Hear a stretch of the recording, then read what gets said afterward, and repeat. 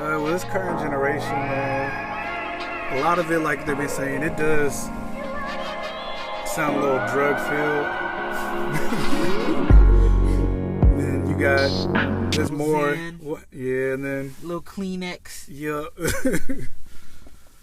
All these. Not that there's anything wrong with like more white people in it, like Post Malone. Nothing wrong, but it's like at the same time, how are they contributing to the culture though? But then like once they're done, like Post Malone, once he's pretty much done, got what he needed from hip hop, now he's saying all this, don't listen to rap or hip hop if you want to feel something. Which I do kind of get what he's saying, because I mean, if you got songs like Gucci Gang, saying Gucci Gang, like just that phrase, probably like hundreds of times in that one song. But that it all depends on where you're looking at, though. Yeah. I mean, Nas wrote a song on God's Son's album about his mom dying from cancer, and that's the most heartfelt shit. So it really depends where you're looking from. Yeah. And plus, everyone knows Post Malone's on his rocker shit, so. And honestly, I mean, this is just my opinion.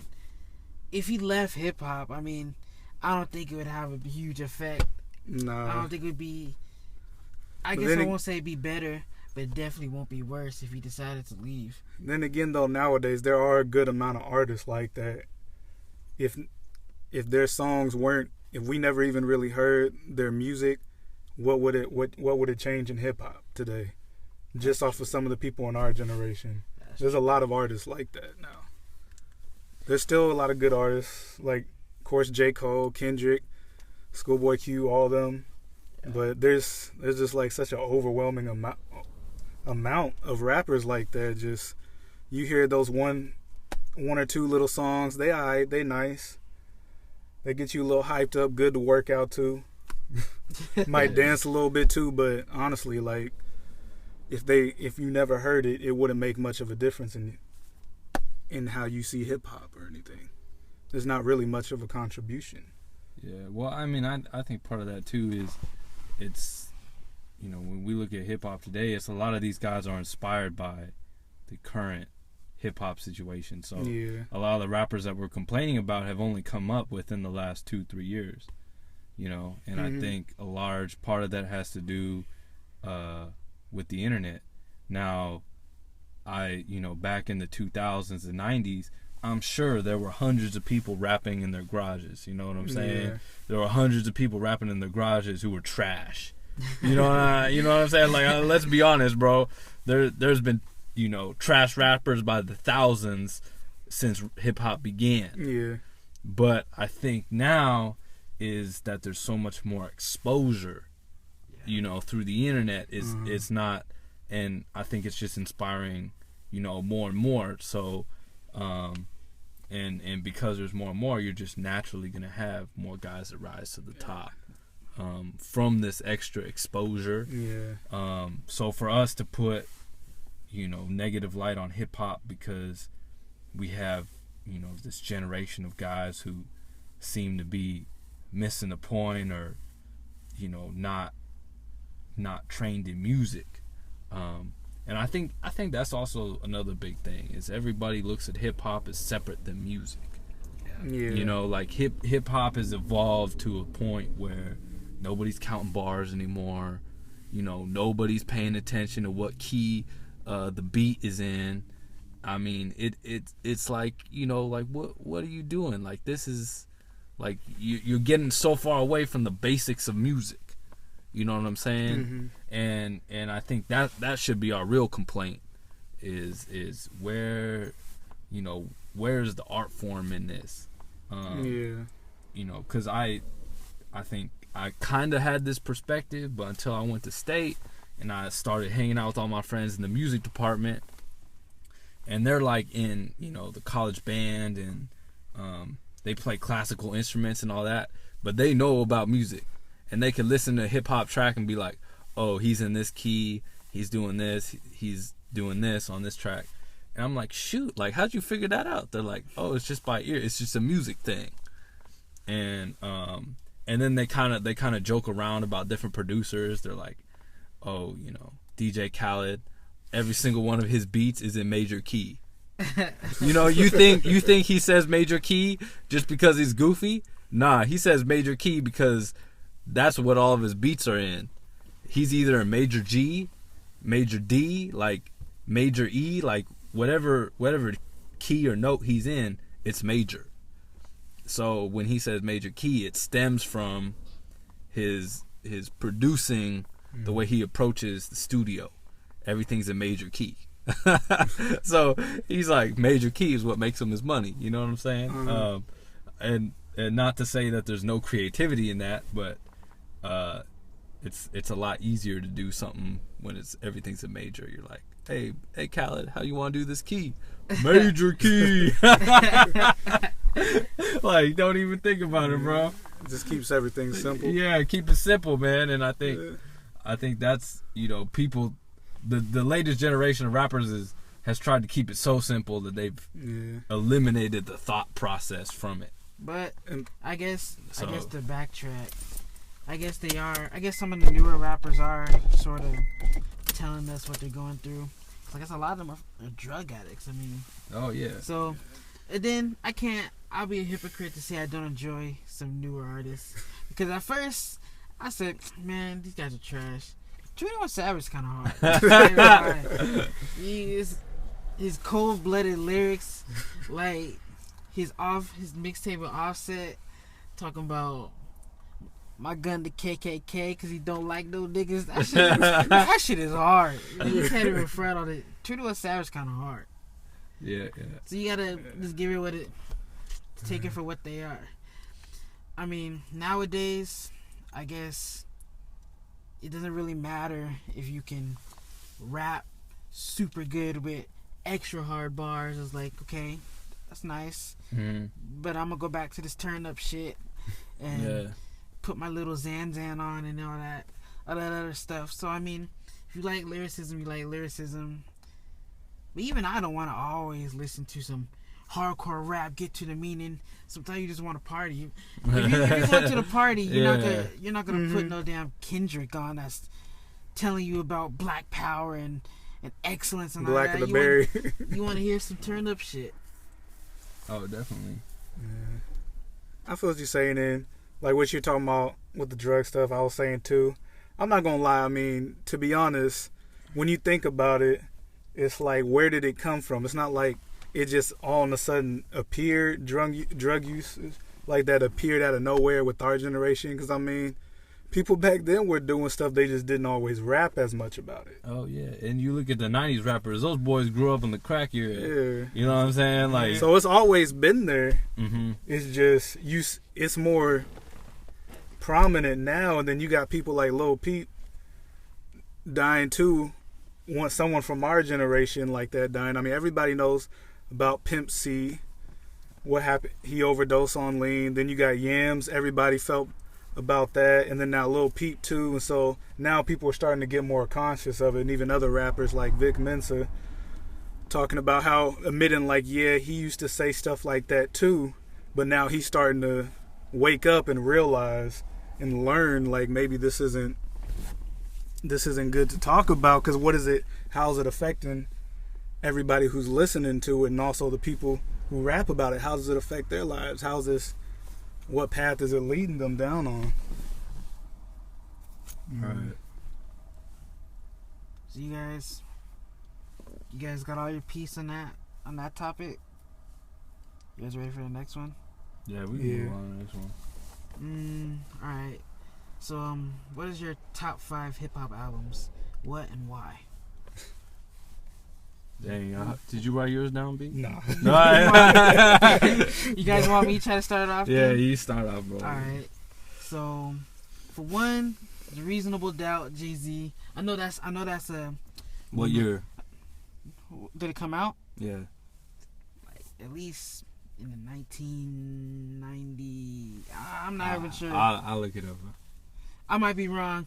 So if I'm wrong, and when we post this, don't be an asshole and just tell me when it comes out. Fact check Albert, right quick. I know that's Jay-Z's first album. I know that's my first introduction to Jay. And after I listened to the album, Jay got bars. I just always been a fan of Jay-Z after that. 96. 96. Okay, I was close. 2, Kanye, My Beautiful Dark Twisted Fantasy. Arguably Kanye's best album. For a while, Graduation had that title because I had to listen to it. I had to listen to it over again and really think about it, because I don't know if I fully what's the word I want to use? I don't know if I fully appreciated it when it first came out. Like, that rollout was something dope. We had Good Friday, so Kanye was dropping tracks every Friday, and all of those were dope. And then we get the My Beautiful Dark Twisted Fantasy album, which is a whole album of dopeness. Like, to me, that's probably, at that point, that was when Kanye was most lyrical. This is like before Yeezus came out with all that trash shit he was doing. So this is like top tier Kanye rapping. We had Devil in a New Dress. That beat was something tough. That was probably Rick Ross' arguably best album. So I hold that to a top tier. Number 3, I gotta say J. Cole's 2014 Forest Hill Drive. That's probably, I mean, I call it a classic because, I mean, Cole gave it his all on that. Sideline Story was cool. Born Sinner was cool.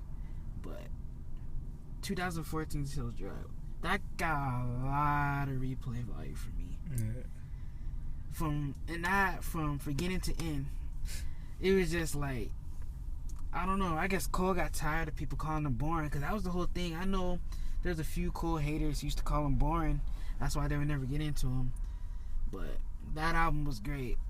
And I think I'm going to go, my 5th one is another Cole.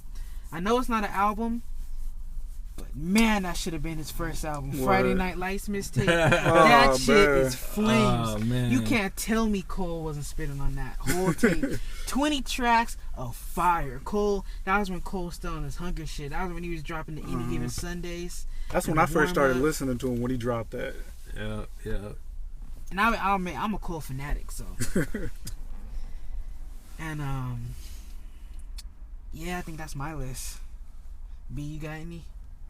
Well, for me, it's like, it's hard for me to rank my top albums. Nah, it's not necessarily that easy. You gotta rank them, just shoot them out. Yeah, top 5. And to put all, like, what's my top 5, it's hard for me to rank into 5, but... What's some of your favorite albums? I mean, I'll say, of course, you know, me and you, we've always connected over J. Cole, man. Yeah.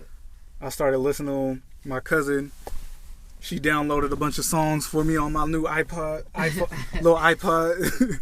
Put on it was a J. Cole song. I forget what the song was, but it was, the storytelling was so good. I was like, yo, who is this? Was it called Lost Ones? No, it wasn't Lost Ones. It was I can't remember the name, but in it, he's talking about like this girl he meets. He starts off when he first meets her, sees her, tries to talk to her, but she's like, nah, she got a man. And then he's going on and on about like how he's still feeling her. And like low key gets a little stalkerish in the way he's thinking. It's kind of funny, but it's like, as he's going through all of this and everything, even like fantasizing about ways that her and her man break up, and so he ends up getting with her and stuff. Like, it was just, the storytelling was so good. I'm like, yo, who is this? And she's like, oh, it's a guy named J. Cole. You want me to download more stuff for you? I'm like, yeah, all right. And so she downloaded the warm up. She downloaded Friday Night Lights. And that's when I really started listening to all that, especially Premeditated Murder. Yeah, that really should have been that was definitely more than long enough to be an album, good enough to be an album. I wish because I think people fell off. I don't think a lot of people took Sideline Story well. I don't think people like that as his first album. If he would have switched Friday Night Lights to his first album and had Sideline Story as his mixtape. Yeah, I just felt like for his Sideline Story, he got too, like, he admitted he got a little bit too caught up in making sure he gets the singles out, that pressure and stuff like that. Yeah, those radio. He was getting more caught up with that, and so he's trying to make sure he gets radio play. But yeah, that, I wish that could have been an album, like you said. Yeah, but I say, see, this is the thing with me. You say 2014 Forest Hill Drive is better, but Me, I always liked Born Sinner because it was like redemption for me for him. I mean, after a Sideline Story, because like he realizes how he messed up, and so he goes back to how he used to be, like with Friday Night Lights, and he even talks about it. He's not afraid to talk about it, even with that song "Let Nas Down." Yeah. Like he's really talking about, like, yeah, I let my heroes down, man. I let my hero down. I let some fans down. But like that was like redemption for him. That's why I always Born Sinner I put above 2014, because Really? that was the redemption. Yeah, I mean, don't get me wrong. I really love that album, but it's just seeing that growth, seeing how he realized how he messed up in ways with that album, and he learned from it. Some artists, they take a long time to learn from their mistakes, Never but he learned. learned early. Like that's his debut album. He learned from how he messed up with that, and he went back to the Friday Night Lights type stuff, you know. And that's why I rank that above that. Born Born Sinner. Born Sinner still got those type of radio records though, but I mean, They got a little bit, like but She Knows and Yeah. Power Trip was cool still though. well, I mean, of course, he's gonna have one single, but at least that wasn't a bad song. It's just for me, Power Trip started getting annoying because they played it too much on the radio. That part started getting annoying, but when they first played it, I loved that song. Especially had Miguel on it. Him and Miguel, they work good together.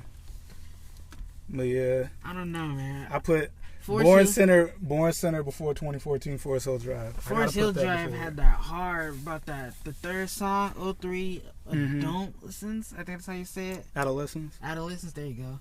That was hard. Yeah. That beat, the storytelling. Yeah. That one made the album for me. That's Mhm. and Fire Squad, because he went off on Fire Squad. Oh yeah. And he took shots. That's what I'm talking about. But yeah, those, and then of course to my other light skinned brother Drake. Hey, which album you gonna give him, B? See, for me, Don't say Views. I'm not gonna. Nah, I ain't gonna say Views. Take Care was a great album. That's just perfect when you in your feelings. But it's the You need album something after that. Nothing different. was the same, man. That one, like how you got that little part in your hair, babe. That album, because that's when, kind of like with the thing with Born Sinner, Nothing Was the Same. That's when he kind of started getting out of that. He's too stereotypical light skinned dude, way too emotional. I mean, And he really started making some good hard stuff. And that's when more people actually started feeling him too. Nothing Was the Same, and if you're reading this, it's too late. It's probably Drake's most rapidy rap albums. Yeah. Where, I mean, Nothing Was the Same still had the Mhm. singing, but those two are his most rapping albums. Nothing Was the Same. That's when he set the tone for how he is now. That's when you see the change from the old Drake to the Drake we got, almost golden boy Drake now. Yeah. Well, thank you for saying that, B. So now I don't have to say it. Oh, yo, You was gonna say Nothing Was the Same? Yeah, well, I Oh, mean, my I bad, don't. dog. No, I mean it's good. It lets me choose some other albums because I mean that one meant a lot to me too, and I think Yeah. for the same reasons you said. What else? All right, I gotta say something about Kendrick. Kendrick's, it's kind of a, I will say it. To Pimp a Butterfly, I'd say that was To Pimp a Butterfly. Yeah, That one's hard. I mean, he got real deep with it, it's especially hard like to sit down with that one. yeah. But I like how deep he was in a lot of the stuff. He was talking about real things, and I'm trying to remember the name of the song. Like Was he it got, Mortal Man? huh? Mortal Man? Not Mortal. I don't think it was Mortal Man. It might have been Mortal Man. Was it Mortal Man or You? I forget. But he got real, like he really opened up and talked about some real stuff. It's like he talking about, yeah, it is you, because like he's talking pretty much all this stuff about that he doesn't like about himself. He's getting brutally honest. And like even the tone of his voice, he's sounding like he actually drunk, and he's talking. He's having a conversation Was that with you? himself. Was that you? The one he? That has was the- you. he has Yeah, the- he put has that the in the bottle. God is Gangster. He The has God the is bottle. Gangster little visual thing. You remember that? Yeah, it's like he really went in on that song. Like he's really talking to himself, talking all these things that he hates about himself. At the same time, he does love himself, but he's recognizing all these problems and the trouble that he's had now that he's big and everything, and the things he's going through. And that's why I like music like that. I get what you're saying though about the partying thing. Like, yeah, you ain't gonna listen to something like that. You trying to turn up. You're gonna be sitting there mad at yourself too. But I really like music like that, real gritty like that. You really getting down to and being brutally honest about yourself and being able to tell other people, talk to all these millions of people through your song about the things you're going through like that, and the things that are weighing heavy on your mind. Yeah, I really like stuff like that. Yeah, I also like his honesty with the black community. Like I felt like he pointed out a lot of hypocrisy in the black community that is relevant. He wasn't afraid to say it. Yeah, he said it in Black of the Berry. He said he's a hypocrite because he'll kill a nigga too. That ending, yeah, he'll do the same thing. I like that song too. Yeah, he started off hard, but at the end, he's honest enough to say that I've done the same. I'm exactly the same. You got any, McGriff? Yeah, man. I mean, so for my top 5 or my 5, these albums are not necessarily like my favorite albums, but these are the albums that meant the most to me in my understanding and of hip hop and like the things that I like. So my first one, this is kind of like my introduction to rap.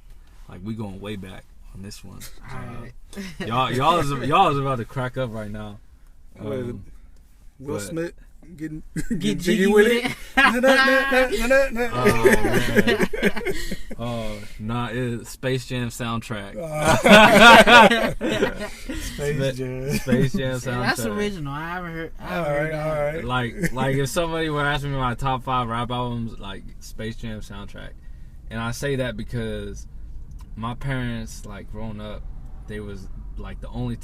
I didn't even know there were other types of music until I got to like 4th grade. Like I didn't have any older brothers and sisters. I didn't have anybody exposing me to the culture because my parents like. You're welcome, dog. You're welcome. My parents sheltered me, for the most part. Like I'll be honest, my parents sheltered me, till 4th grade, and then I got to Cat Waller and I started, meeting everybody. But Big B, yeah. Brandon Turner. But the Space Jam soundtrack was the only hip hop that they would ever let me listen to. Because it was like the clean version? Clean version. Yeah. Kid friendly. It was from my favorite movie, bro. Like, and they got it for me, and I just thought it was like the dopest shit I had ever heard, bro. Like, I kid you not, I listened to that album like, I put it in our home stereo like 3 times a month. I mean, I don't blame you, man.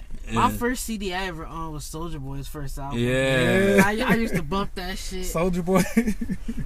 Yeah. So I mean, like for me, I'm coming at it from that perspective. Like my understanding of hip hop didn't happen until I was 10, 11 years old, and then I was exposed to the culture. But before that, all I had was Space Jam. And I think the next one, probably Graduation, by Kanye West. That's a good album. And that was like, what was that, like 7th grade? That's 2007, so yeah. Yeah. That was good. I think that was the only album to this day I've ever actually bought. Yeah. Yeah, and I actually bought that off of iTunes. Everything was dope about that. The artwork. Yeah. Everything, bro. That was a really good album. The classic Kanye Bear. Y'all remember when Yahoo had music videos? Oh, yeah. Would y'all ever watch those? I remember seeing some of them, but I didn't really look at it like that. But I do remember what you're talking about. Yeah. My parents had oh no, that's so they long. had YouTube on. My parents had like the watch thing on. Like they would check my searches for YouTube. Like, so that's how you got away with it. Yahoo? Yeah. So then I would go on Yahoo because I had an account, right? And I just do like literally like if I want to see some titties, I would go. I look up the Yahoo music videos, and I'd be watching Lil Wayne and T-Pain, bro. Like McGriff was watching the Nelly tip drill videos. Yeah. Freaking that was me in middle school. Like I was always trying to get away with shit, man. And I think graduation kind of spoke to me because I was always like, like forget this. Like I'm trying to get around it, but at the same time, like I'm trying to get some out of it. Like trying to gain some knowledge or whatever. And in my little, I don't even, like, rebel phase isn't the right word, but like kind of like I don't know, trying to discover the mainstream culture. Mm-hmm. That was kind of what I was gravitated towards. Next, I say, next album that meant a lot to me was probably Watch the Throne. Watch the Throne was Watch the dope. Throne. Jay-Z, 2011. Kanye West, yeah. For a minute, out of all the collab albums that we're getting, like now, all this Metro Boomin and Big Sean, I feel like Watch the Throne was one of the most successful. Like Man. those two work together. Like the beat selection, Uh-huh. and Jay's gonna push Kanye, and Kanye's competitive as fuck. So if Jay has a hot verse, Kanye's gonna go, "You can't outdo me. I'm Kanye." Yeah, so exactly. He's gonna go back in there. So that was a dope. And I mean, I felt like they made that album. They had like one mind, like when they were on it. And I'll be honest, bro. Like, I kid you not, I've probably listened to that album probably 300 times over. Partially because it was one of the only things that we had to listen to in wrestling practice. Like my boys made some mixtapes, and that was on it. And shoot, I remember having to do takedown drills to every girl in the world. Freaking gayest thing ever, but it is what it is. I have some good memories. I'm not even gonna put no homo on that. No pause needed. We No, know yeah.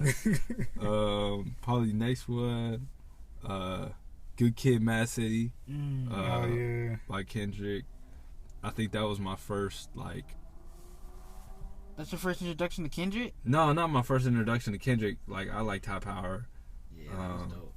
But I think it was my first, like, stop and pause and be like, Man's dope. Yeah, like, this man's dope. And looking around and being like, dang, like, there's some crazy shit at Creek, man. Like, Creek was Compton. Yeah, well, not even that. Like, not even trying to compare myself to, what Kendrick was going through. Because he's clear, like, LA is another level, man. Yeah. And, when I go to people and it's like, nah, did you grow up in the hood? Not really, but, it's around. You aware of it, and people is in it, and this and that. And, so, Good Kid, Mad City, like, I just thought that album went hard. That might be his classic, actually. Thinking back, now that I have time to really sit there and let his work speak for itself, that album might be a classic because the storylines that they had going with it from back to back to back,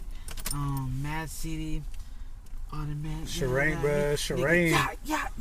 Like everybody gets hype off of that. It goes hard. That song Shireen, I think that was the first song I heard by him, to be honest. Cause I was this was like, when did it come out? I was like freshman, sophomore year, something. No, I was almost junior year. Yeah. But like I was in the car with some folks who played on varsity at Creek, and like I forgot who it was, but we were in his car, and I guess he had the album. He was playing Shireen. 2012, Good Kid come out. And I was so like, that's who's about sophomore? Yeah, I was like, who the heck is that? And he was like, that's Kendrick Lamar. I'm like, that's Kendrick. I'm like, oh snap, that's that dude from the Cypher. Because I remember that Cypher. Yeah. Bro, I tell you, for the longest, for some reason, I thought Kendrick Lamar was a singer. I don't know why. What the hell? I had him mixed up with somebody else from LA. I have no Miguel. idea why. I thought he was a singer until I heard that Cypher, and that Cypher went hard. That's funny. I forgot what song he used that on too. No, the first song I heard off that album that I really paid attention to was Backseat Freestyle. Bro, that beat went hard. We were. It was. I was sitting in Alvin Nguyen's car. We were driving down to Morgan Hill. I will never forget this, bro. He puts it on. He just turned it all the way up. He had some pretty decent subs in the back. I'm like, dang, Alvin, I thought you were just a little Asian kid. But nah, like, we listened to that. We were listening to Tyga's Molly. Yeah, right. Go for Kendrick. Yeah. It was like, I'm looking for Molly. Yeah. And it was like both of them went hard in the bass, but I was like, hey, put that my dick as big as the Eiffel Tower back on. Like, I didn't even know what it was called, man. I was like, replay that track. Yeah.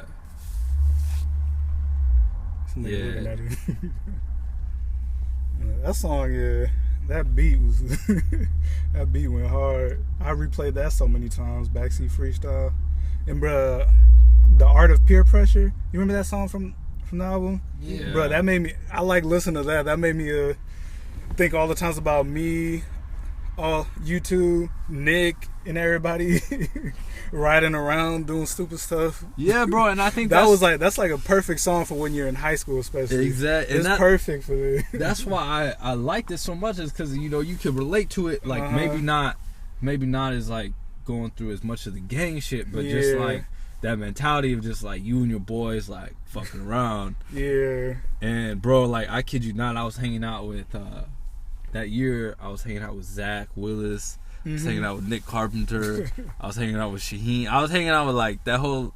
They had their own little squad, right? Their own little rich white boy. We gonna fuck around squad. And I was hanging out with them just because they had like Zach had a car. Me and Zach were cool. I wasn't as close to the rest of them, but I was like, shoot, if they gonna let me hang out with them and give me free food, and it's cool. And I'd always be ditching school with all them. And my sophomore year, because we thought we were the shit. And then Kendrick was just so relevant, because I was like, dude, like fuck school, like it's just me and the boys. And then like freaking 6 months later, it's like none of us hang out and they barely talk. And fast forward, the senior year, and I'm the only one that graduates. And it was just like this whole thing of reflecting back on that album. I was like, dang, like out of all them, who would have thought the Mexican would graduate? Out of all them white boys, who would have thought it would be the Mexican kid that gets his GE? I think the rest of them, like they finished high school, but they didn't graduate with the class. So that was kind of interesting, I think, looking back on that. And then I think probably more recently, just taking time, put down the Chronic. Look, like now that I'm older, now that I kind of like more understand like the concepts of what Dr. Dre was talking about on the Chronic. Okay. Like the Chronic, I'm like, shoot, like this is the album that made hip hop, bro. Like that album deserves a lot of credit. Like looking back, I'm like, shoot, like this is the album that I feel like helped push hip hop from like this underground type of like black people only thing, and it helped push it to like more of the mainstream, because I felt like it was all the white kids who wanted to be bad listen to NWA. It was like everybody who wanted to be like hard listen to NWA, but I felt like with the Chronic, it was like anybody who just wanted to listen to some good music could listen to it, and then on like a massive like global setting, and not just like a urban, like it was still urban, but I felt like it opened the doors for everybody to be like, yeah, I could fuck with this. And so I think, for me being, 22 years old now, looking back at that and saying, oh shoot, like that album means a lot, back then, and now it means a lot to me. So that's my top 5. Damn, that was good. Good list. Yep. So now we're gonna talk about underrated artists. Now, J. Cole doesn't count as underrated. So I know some people like to do that. That doesn't count as underrated. For me, underrated artists, well, they're gonna be signed under J. Cole. So I say Boss and Cos. Those two rap great and have two great projects. Boss dropped 2 solid albums. I like Last Winter, and I sure as hell love Too High to Write. That was a great album. That made my album list last year. I want him to hurry up and drop an album. He didn't drop an album this whole year. And let's see who else is underrated. We were just talking about him, and I slept on him too. Joyner Lucas. Joyner Lucas. Joyner Lucas. Ooh, yeah. I found out about him. I really started messing with him with the "I'm Not Racist" video. But then I went and checked out his album too. Man, Joyner Lucas can spit. I know we just talked about the new generation and da da da da da da da, but there's some spitters in the new generation, and Joyner Lucas is one of them. Joyner Lucas, he got the fast pace, he got the slow pace. He mastered the storytelling, and the thing I respect about him, he already made it known that his inspiration is Eminem, and you can hear it in his music. You can hear it in the way he raps, the way he storytells his songs. Sounds like the Marshall Mathers LP. But he has his own style that he's outbarring a lot of people, and I know that I guess he's sort of starting to get up there, but I would say guess Joey Badass is still sort of underrated. Yeah, he still kind of is. Yeah. And Joey Badass has been super lyrical from the start since his 1999 mixtape. And his whole pro era, Nick Caution, they're all spitters too. Yeah. Yeah, I think that's what I'm gonna say for my I think that's my underrated artist. Shoot, my list probably isn't that long. I mean, I would say Ty Dolla $ign is not underrated, but he's overlooked. Yeah, he is. He's underrated. He's underrated. You would say he's underrated? I mean, it's kind of hard. I mean, I feel like he's a little bit underrated, but he's not like the rest of the people.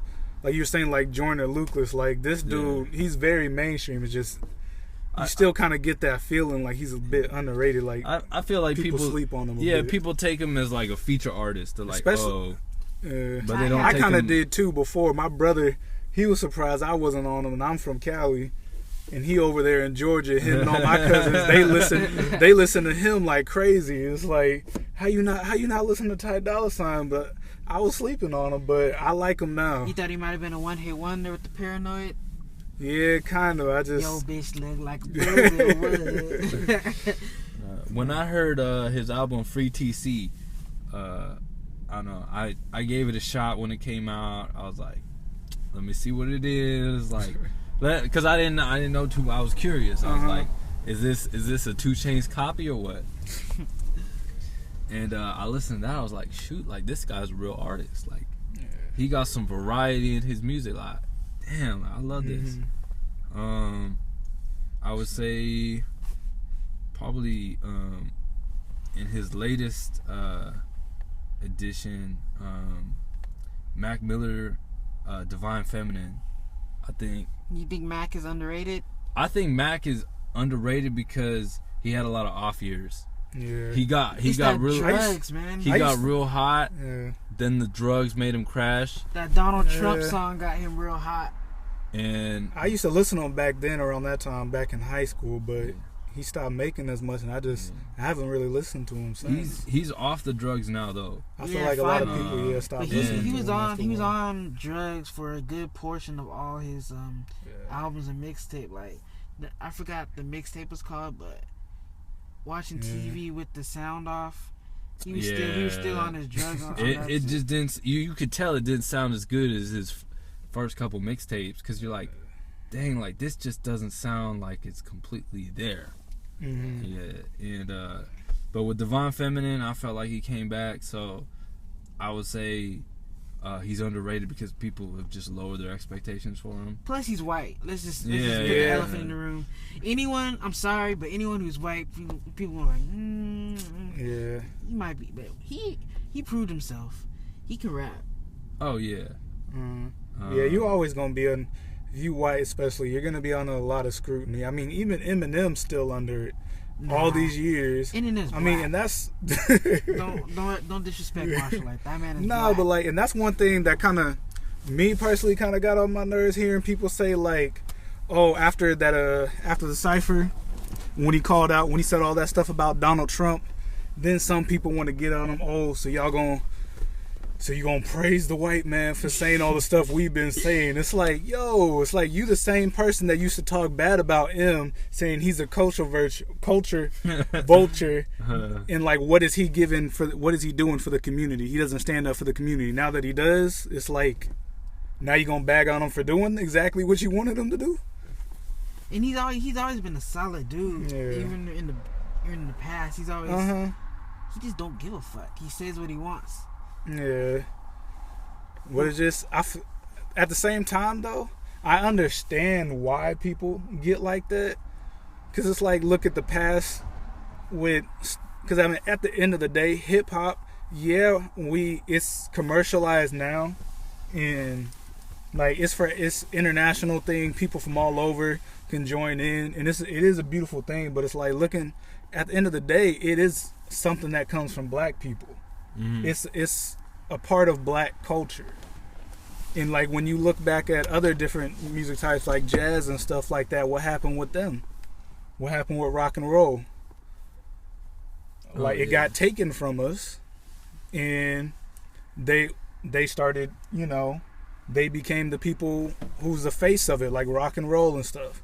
Yeah. When you hear rock and roll, what do you think? Most people don't really think black people, even though it comes from us. Yeah, and I think it's kind of interesting because I feel like hip hop, they knew they couldn't replace the face of hip hop. Mm-hmm. Yeah. But they took control of everything behind hip hop, or rap music, because hip hop is really like the culture. It's like the graffiti, it's the dance, the music. Like, hip hop is just kind of everything. But behind the music section, it's definitely been like the corporations, like modern slavery. If we're gonna keep it relevant, you love that song with the Huncho Jack, bro. What Quavo says, he's like, dang, he's like, I still got chains on my neck, but it ain't 1800, so they gotta pay me. Like, and he's saying like he's okay with accepting the check. Black people love their chains, man. Yeah. I ain't gonna lie, I like me a little chain. Ain't nothing wrong with it. But yeah, he's like, but our chains are gold now, and I collect a check. So, yeah, I think it's interesting. It's like we used to it now, but it's like there's still a little bit of resentment there over. Because I mean, in general, if you think about it, just everything about a lot of parts of our culture in general has just always been commercialized. Like, it's since slavery. Yeah. It's never we've never really been able to just keep our own culture. It's always had to have been taken freely from white people. We're always allowed to take from it and do what they want with it. So we've always had to just, be used to it. That's just how it is. And I think, And so people, I understand how some people kind of do have like a little bit of a resentment like that, like asking the question, like, as it is a nice thing that is international stuff like that, but why did we have to let it be? Especially because how things are nowadays. Why did we let that happen? Mm-hmm. And of course, part of that is, people coming to you with money, throwing all this money in your face, like, sure, you ain't gonna care about that until later. No new artist usually ain't gonna be thinking about that. They just concerned with getting money. It's not till they older, Jay-Z age now stuff, they can look back at it like that and talk about it now. Yeah. And you first coming up, that's the last thing you gonna be thinking about, the big issues like that, when you got all this money coming your way. And I think, we're talking about underrated artists, like we got. Yeah, let's get back to that. Yeah, we got a little. My bad. And I think, underrated and independent, I think, go hand in hand. Yeah. But what do you guys think about? I mean, just for guys who are passionate about music, what do you guys think about these unsigned artists still taking money from labels, like on the back end, like under the table? What do y'all Like who specifically? Give us some names. Like who specifically? Like what a lot of these labels do is like let me look it up. We could save this for like a future podcast, I guess. But like for a lot of independent artists, like labels will send them like free stuff their way, or they'll give them like checks for other things. Mm-hmm. So it's not like they're signed but they're still collecting a check. Yeah. So these labels set up this kind of like perception that these guys are independent, but they're still like collecting checks from the label just on the low. Are you talking about? Because I remember I heard Chance Budden. I think that's what Budden might have been trying to hint at. Yeah. About his beef with Chance. I don't know if that's exactly what he was saying. Maybe Chance does stuff like that. I don't know. But I remember he was saying stuff like Chance isn't a real independent artist and stuff like that. Yeah, that's what that Troy Ave and Joey Badass was about. Like, you say you're independent, but you really got a label behind you.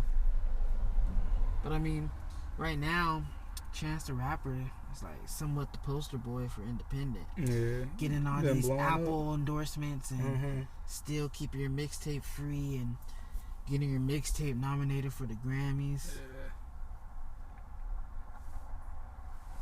Yeah. Also, I gotta throw one person out there. A singer, Ari Lennox. I feel like she just put out, was last year or something like that, I think. She put out that little EP, Pho. But I feel like she's still kind of, because she was kind of like SZA in a way. They were very kind of like at that same level in their career, except SZA now, she got that album. She's blown up. I feel like Ari Lennox, they were similar before that. And she's still kind of everybody doesn't fully know who she is, but she got a good voice and stuff. I feel like is she with Dreamville? Yeah, she signed to Dreamville, yeah. She with J. Cole and them. I feel like, yeah, she a good singer. I think she could be a really good artist. I feel like I told you this before, to me she sounds a lot like Erykah Badu. I know. I see you mention SZA. Shoot, that could be a whole podcast. SZA. Niggas ain't shit type of. So I ain't gonna lie though. Kendrick, you dirty man. Cause I wasn't fucking with her until we went to the concert. You kept playing that damn Control album the whole day. Now I'm at home singing that shit. Feeling like niggas ain't shit now, Albert. Nah, some of them beats, man. Hey, but that album was good though. That album was cool though. Yeah, it was. I'm happy for her that she finally, because a lot of people didn't know who she was too, even just a year ago. Got everybody. She was being slept on. She got everyone feeling themselves now all the girls want to get all bold. I was secretly fucking your homeboy. Like, really, dude? Alright. Now we're gonna get into albums of the year. The top albums of this year. Top albums of this year. You guys make a list? No? I made a list. Huncho Jack, what else do you need? I made, so instead of top 10, I have like a top 11 because I couldn't knock them off. Mm-hmm.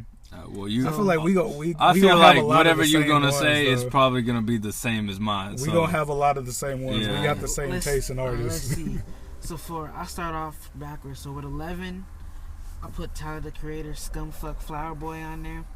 That's what it's originally called, but I guess Apple Music didn't want to call it, didn't want to allow him to do it, so he just put Flower Boy. But that's the original album. That album, I feel like this album really finally shows. For one, Tyler growing up, stopped being on some dumb shit. Two, show him how he really learned how to produce his own stuff. His bars got better.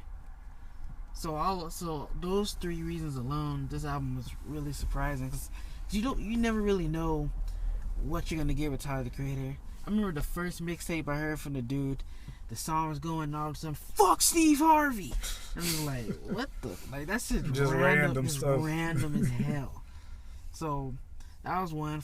And number 10, Saw Hi to Prince, No Dope on Sundays.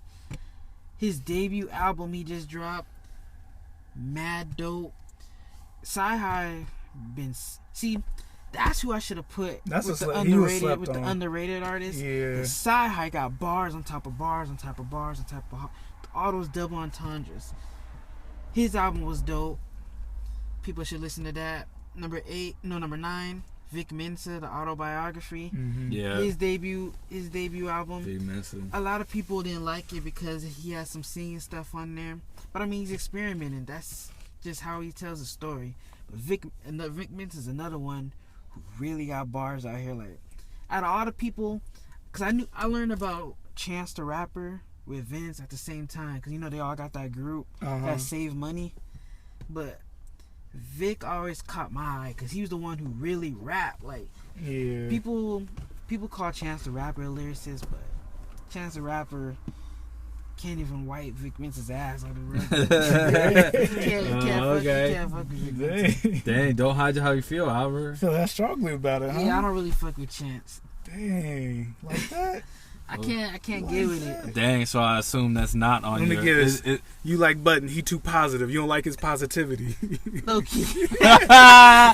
Damn, we knew it. Like, I love God too, but damn, nigga. Why can't a nigga be happy, man? Come on. Let nigga be happy. You gotta be mad all the time. Little bit. Ain't nobody happy that damn much. Hey, he just had his You daughter need to get out more, and Albert. everything. Yeah, boy. Stop being so cynical. Stop being so cynical. Hey, he trying to spread some positivity into your life, Albert. You just won't accept it. Man, number 8. Number 8, Vince Staples, Big Fish Theory. Oh yeah, that was that's a good. good one. I yeah. thought that was a good one because he experimented. It was definitely different. This album, I said it when I first heard it. I felt like the Big Fish Theory is what Yeezus should have been, but a successful version Yeah. with the weird kind of techno, different but different still, sounds that but people still don't keeping do. the bars hard. Yeah. 745 is a good breakout song. That was a hard beat. Yo, 7:45. And number 7, I just listened to this last night, but I had no choice but to have it on. Rhapsody, Lala's Wisdom. Rhapsody, you have to. She's a female MC for one, but not your typical female MC. She doesn't have to have the sex appeal. I'ma suck your dick and da da da da. She's rapping like the guys, but rapping a whole lot better than the guys. Bar for bar for bar for bar. And she put Black Thought on there, which that's another person I should have put Underrated. Yeah. underrated, but he's Yeah. not really underrated because all the OGs know him. He's like he's kind of like where the Pusha T is, where he's Yeah. underrated. Yeah. That's another. That's But- a dude. Another dude should have put on there. Pusha T. But Pusha T really be Very hard shit. The underrated. Roots can be an underrated Yeah. group because they're dope. Questlove and all of them. Mm-hmm. Yeah. But number 6, Meek Mill, Wins and Losses. I thought that album was dope when it came out. Meek is always pulling out some motivational stuff. If I'm going to the gym, Mm-hmm. I'm putting some Meek on. Meek is known for having some hard outros and some hard intros. I feel it. So when you doing your bench press, when you about to end, you just hop out with that. Y'all thought I was finished. Go hop back on. That's what you tell the dude behind you waiting to get on the machine. Number 5, I feel like people was on it for when it first came out, but quickly forgot about it. Mhm. Joey Badass, All American Badass. Yeah. That album was hard. Yeah. That was a conscious album. He spoke the truth. He showed that he really out here rapping shit. And yeah, what much can I say about that? Number 4, I liked it, then I didn't like it, but then it grew up on me again because I listened to it. Jay-Z 444. That was a hard album from beginning to end. The That was a really good production. album. See, what I love about Jay-Z is that he's so damn confident that he makes you believe everything he says. In his raps. I want to have that confidence as an artist when I rap. Number 3 is another one I should have put as underrated because he's mad slept on, and I'm glad he dropped this album independently. Big Crit, Forever is a Mighty Long Time. Yeah. Because Big Crit produces his own shit. Big Crit is nasty on the mic. Further He said real that. slept on. Number 2, Number 2 is a surprise for me because I was ready to be a Joe Budden and hate on the album as soon as I heard it, but it turned out to be my favorite album. Number 2, Eminem, Good For You. That was a dope ass album. That was real good. I enjoyed. You thought he was gonna be just one hit dude? Yep. But I listened to that. I played the shit out that album. I played it for on and on and on and on. And number one is ain't no surprise. You already know what number 1 is. No, Kendrick Lamar, Damn. Yeah. Kendrick Lamar, when I first came out, hard as hell. And what really topped the cake is us going to go see him. Oh, yeah. That was one of the best concerts I ever went to in my life. Kendrick, no matter who comes out now with the little tissue and all this shit, Kendrick is the GOAT of this generation. Oh, yeah. That album was just... That's my top 10 albums for this year. Yeah. Well, I mean, to be in that arena and hear 18,000 people rapping back his lyrics, yes, bar for bar for a full minute. And I mean, these aren't like your corny ass easy lyrics. These are like these are real hip hop rap lyrics. Every song. But to know that people like listen to this album enough to have all that shit memorized, that's crazy to me. Like that really, I think, just spoke about his work and the power of what he does, man. Not to mention, we went to Drake's Summer 16 tour the year before that, and we thought that was loud. But I mean, that shit was like the Super Bowl for Kendrick.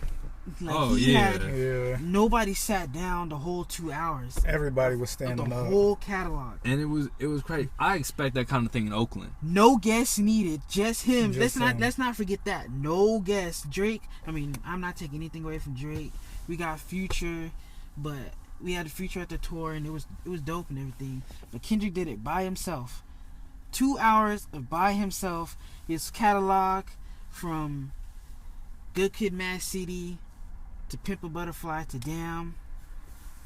I don't think he didn't do a couple of Section 80 songs, huh? He just kept it with the albums, huh? Yeah, I don't remember any Section 80 But songs. I felt like his show, like the little movies he had in between, like the Kung Fu Kenny theme, like that shit was popping, bro. Like, because it was like you're watching like a show. Like with Drake, it was just like his person. Like he was trying to. It was all his personality. Yeah. Like, hey, I see you. I know you love me. This is the best. This is the best crowd I've ever had. Like, nigga, shut up. Like, you say that to every other crowd that you go to. And it's San Jose. Like really, like how good of a show are you gonna get in San Jose? Like, like I swear. Hey, we showed out. You would have thought we were the big fire. Like, you would have thought we were Madison Square Garden with Kendrick. We was loud. Oh yeah. I never would have imagined that San Jose would go that hard for Kendrick. He had the crowd in the palm of his hands the entire time, and that says a lot. It was just really entertaining in general. He had it down, especially for his first. I don't know if was it like his first big tour or something like that too. He said it was his. Or his first. I'm ever. not sure. He said it was his first show out here. Yeah, it's just. And the Bay will let you know that they don't fuck with you. Yeah. you know what happened at the St. Pablo tour when Kanye started talking that crazy shit, talking about, I would have voted for Trump. Well, see, you also got to think about where was he at. He was in Oakland. I know, but think about you talking about Trump and supporting this dude who's trying to build a wall. I mean, how many, especially just Mexican people in the building? Then not only that, all the other ethnicities. Of course, gonna back them up like, we ain't with that. That's why a lot of people out here, we ain't supporting Trump. I'm not Mexican, but I grew up with a whole bunch of Mexican friends. Yeah. So, I ain't gonna be with that. So you gonna come here to the Bay, you gonna go to Oakland, and gonna try and say that you support a man like that? Well, my brother had floor tickets to the San Jose show, and I mean, he said he went hard for 20 minutes, and then that was it, bro. So, I mean, you dropped that much money for 20 minutes. Yeah. I guess Kanye was, he was dealing with stuff. I'm throwing a water bottle at his ass if I paid that much. If that shit was about $600 for 3 tickets, and you gonna hear shit talking about Trump, and you gonna be on the float and shit, I'm throwing something at your head. Alright. So I didn't think I was gonna have a lot of albums to add. But you got some? I got a few. See, Pilo more than anything. Really? I think this is the start of some big things, bro. I mean, it depends on like if you were expecting like a Big Sean type album or something from Pilo, like you're gonna be disappointed because that's not what Pilo does. I didn't think it was like an amazing album, but I think it's an album that we're gonna look back on and be like, oh, because there was a handful of party bangers in there. That I go to the parties and I hear them on rotation. And I'm like, shoot, like really? People fuck with Pilo that much? Like, damn. So, there's that album. We already talked about Beach House 3. Nah, we didn't talk about it on here though. Oh, we didn't talk about it on here. That's an honorable mention. If you don't add that, Beach House 3 was a dope project. Yeah. Great project.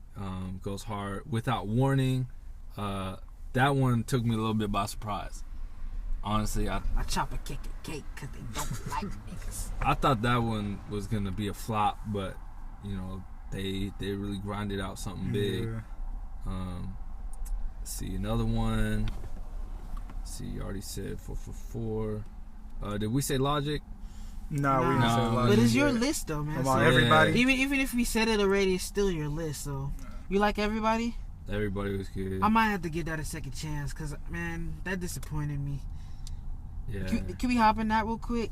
That disappointed me. Like Logic, and knowing that this next one that you're coming out with is supposed to be your last album. Come harder. Come harder, and please. I know it's the running joke. We know you're white. We know you're black. We get it. Just give us the bars.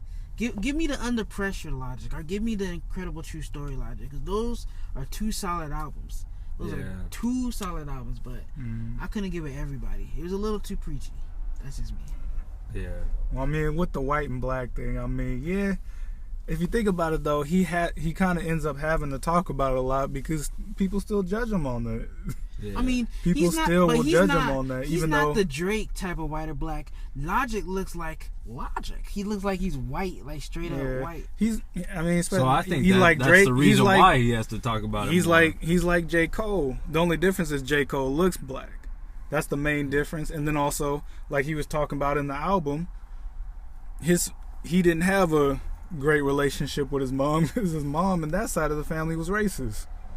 Yeah. J. Cole, at least J. Cole didn't have to deal with that. Yeah, Logic's mom. J. Cole had a good relationship with his mom. His mom wasn't like that, but yeah, Logic was saying like he was even asking the question that like literally while you're listening to him talking about how racist his mom and that side of the family was, and you like, how exactly could she be so racist when she gonna have all these kids with black people? He literally says that himself. It don't make no sense.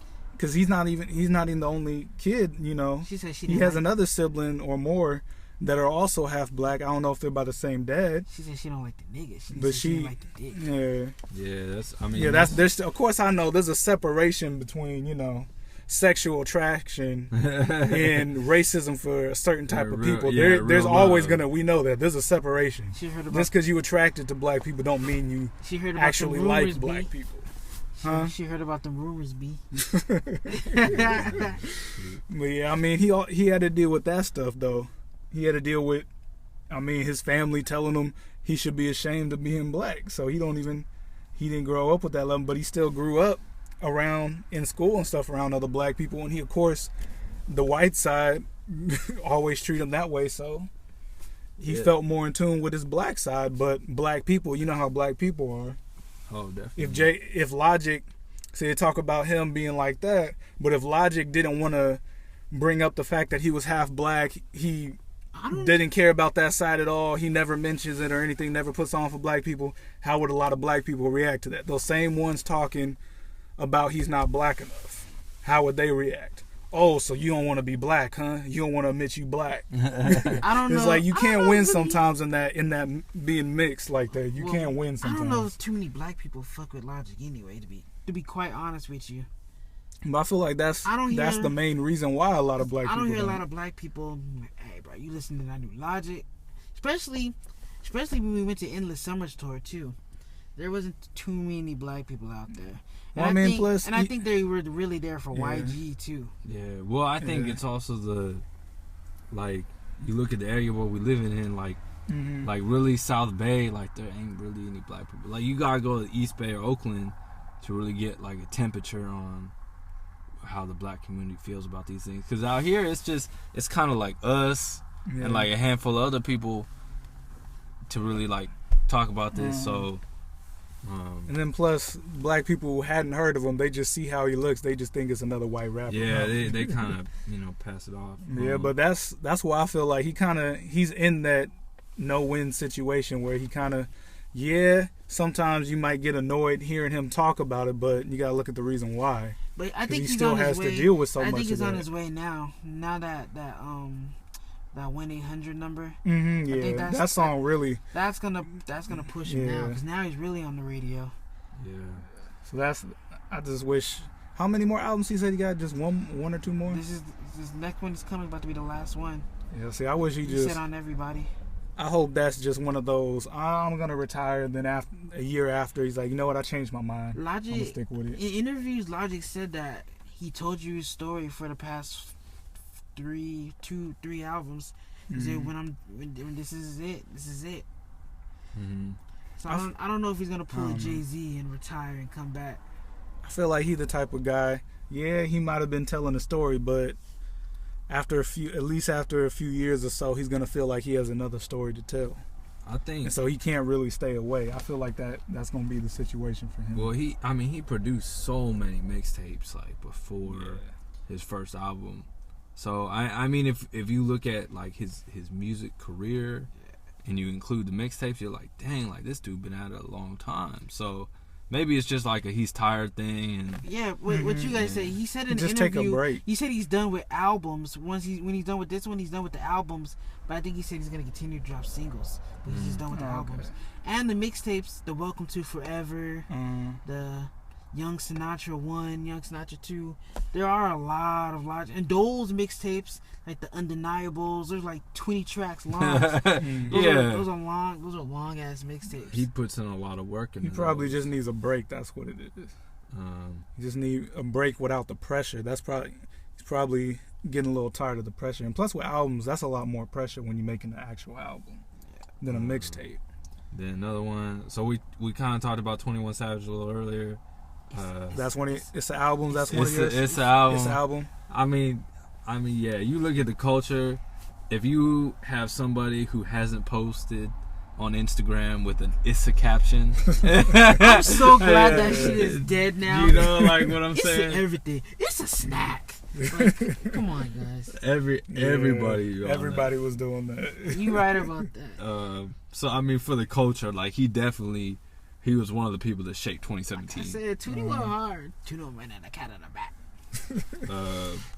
And then for me, I mean, we kind of talked about this earlier before the podcast, but Stoney definitely hit it off 2017. Posty.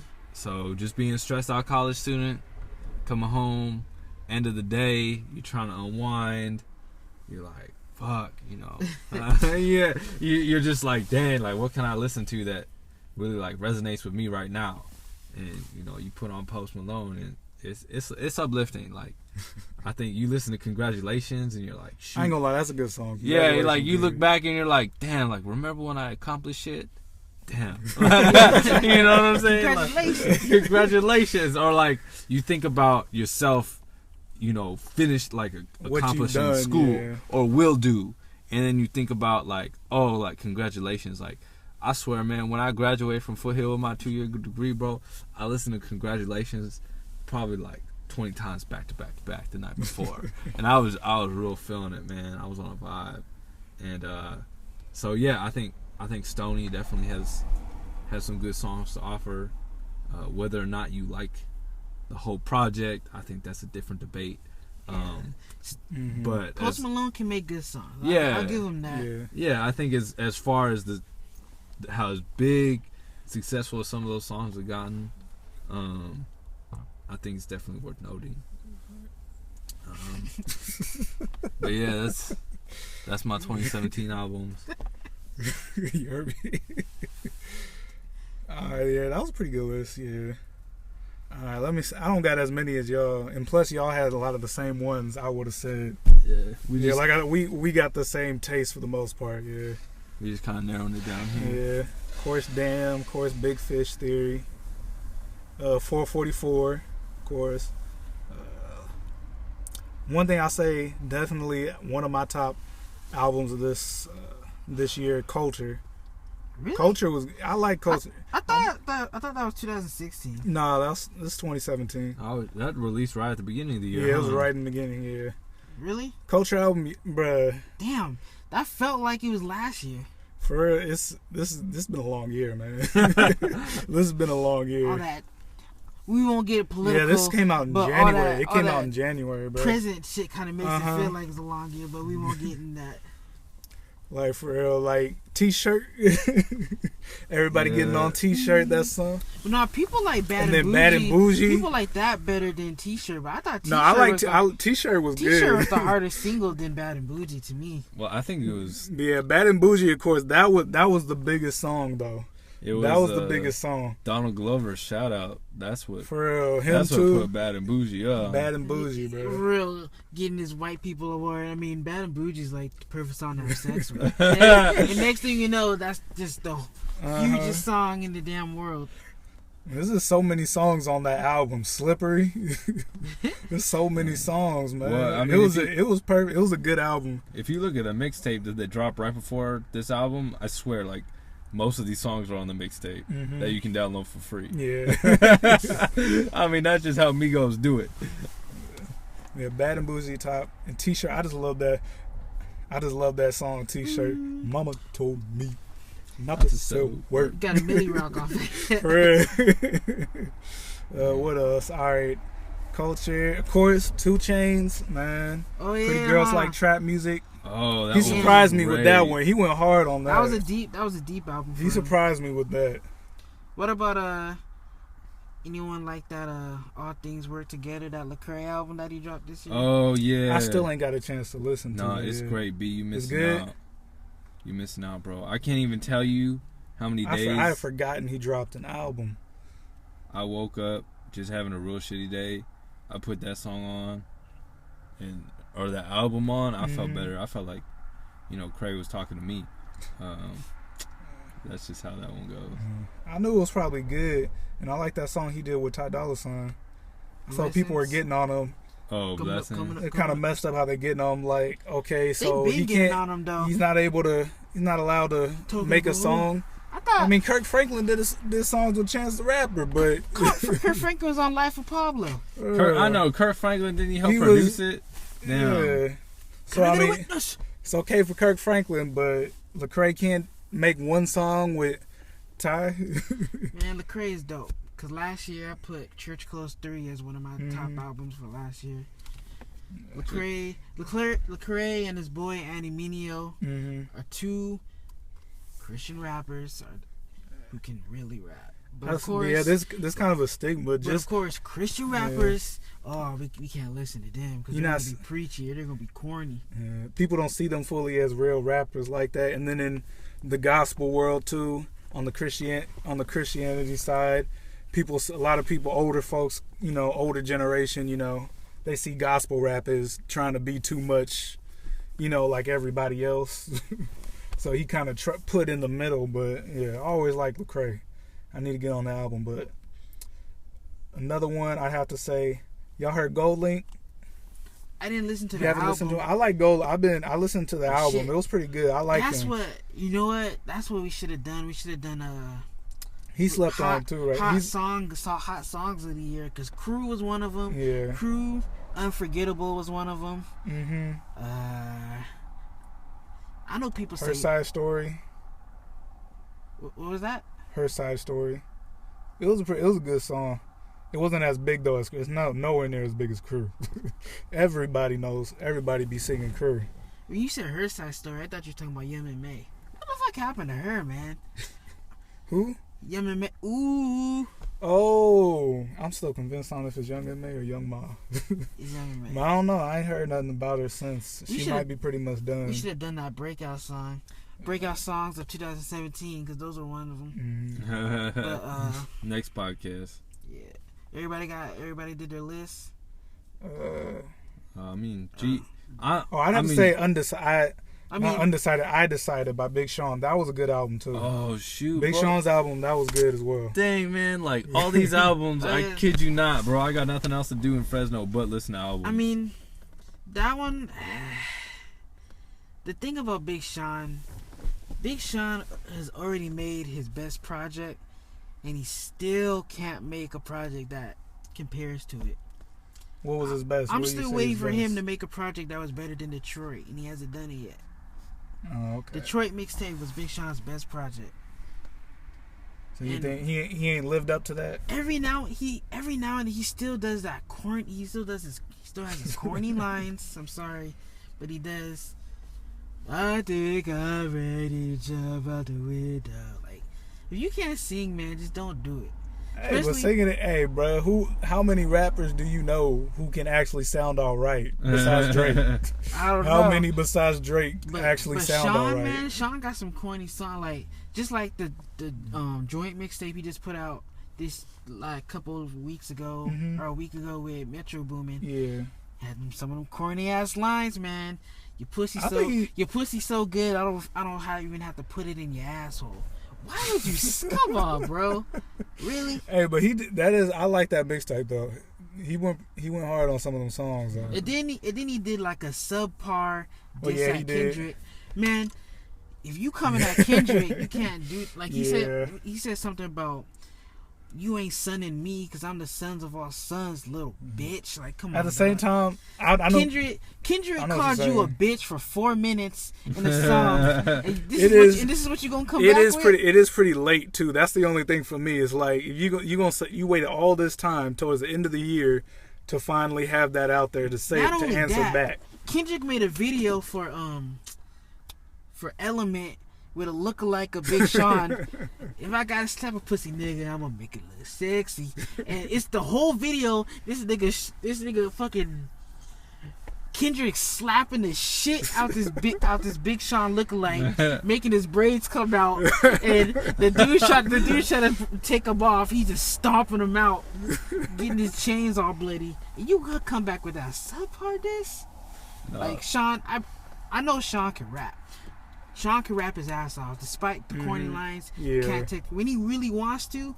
He can rap his ass off. I don't know why he does some of the bullshit he does, some of the bullshit lines he does. I really wish he would stop doing that and just give us a straight rap album. Don't worry about no radio singles.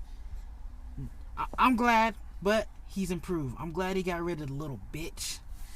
Because he used to say that on every song. He did. I'm glad he got rid of that. No, his last song, the final song on the album, I Decided, Bigger Than Me. That's been my anthem, bro, out in Fresno. Cause I be getting sad, man. Like I know I talk too much about my college experience on here, but for real, like I got like the only thing that really reminds me of home, cause it'll be like 9 in the morning. Like who am I gonna be able to call at like 9 in the morning, right? I'm trying to get out the door for school. I'm trying to put in my headphones, just get in the zone, be like, all right, I gotta deal with bullshit today, and I listen to that and I'm like, shoot, like this is bigger than me, bro. Like, and everything he says is like, damn, like that's how I should be approaching the day. Like, dang, like this degree is bigger than me. Like this degree is like to put my side of the city on, like to be like, oh, folks from the east side can do it and can make it out, and like I'm here like representing like San Jose's east side, like in all my classes and everywhere I go, bro. It's like I'm carrying it on my back. People when they talk to me, they see that or they hear that, and yeah, I mean just like uncompromising, because you loyal to the people that help bring you up, and I appreciate Big Sean for that. I think on that album, yeah, he didn't go as hard as he could have, but I think the message that he was telling, as far as like, you only got one chance, don't fuck it up. The first few songs he went hard on. Yeah. Then he got in his feelings about girls, and he kind of drifted off. Hey. But he brought it back. to your point, with saying he didn't go as hard. He went off on No Favors. Oh yeah, No Favors. He let it known. He finally said it like, "Hey, all y'all little niggas who keep stealing my flow, fuck you. I started that." He went off with him and Eminem. Yeah. Cause it's been an ongoing thing. People said that Drake kind of stole Big Sean's flow. And You think so? they got similarities in sometimes the way they rap. It's possible. I never paid that much attention to say who was doing that flow first, but I won't knock it. It's possible. You guys ready for this last one? Yeah, what's the last one? What and who should be left in 2017? Cardi fucking B. No more Bodak Yellow. I got nothing. I mean, we could begin and end it with there, man. Dang. Little Albert. bitch, you can't fuck with me. Fuck all that. See, you feeling it? No. Leave that shit Dang. in 2017. Oh man. I don't want to hear her voice. I don't want to hear that bullshit ass song. Y'all can pretend you like that shit. Talking about, oh man, you don't like that Cardi B, man. Y'all hating. Fuck that. I'm a hater. Dang, I hope you don't define 2018 by Cardi B. Albert. I hope that she can be like, you just don't even pay attention to her, because I feel like she's not going away. Man, Cardi B